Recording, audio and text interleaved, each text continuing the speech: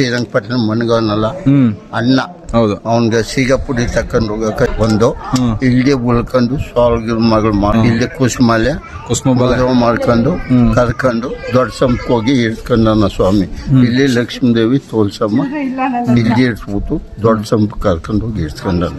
ಅದಕ್ಕೆ ಸ್ವಾಲ್ಗುರು ರಂಗಭಾವ ಕರ ಜಾತ್ರೆ ಈಗ ಸಂಕ್ರಾಂತಿ ಹಬ್ಬದ ಮಾರನ ಆಯ್ತಪ್ಪ.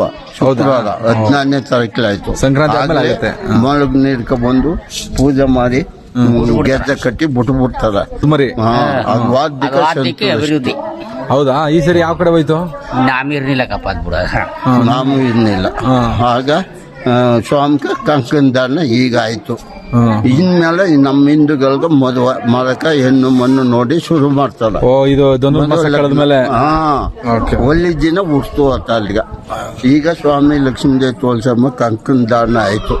ಇನ್ ಮದುವೆ ದೊಡ್ಡ ಜಾತ್ರೆ ಏಪ್ರಿಲ್ 30ಕ್ಕೆ ದೊಡ್ಡ ಜಾತ್ರೆ ಕೆಳಗ್ ತೇರು. ಅವತ್ತ ಮದುವೆ ಆದ್ಮೇಲೆ ತೇರ ಆಯ್ತದ.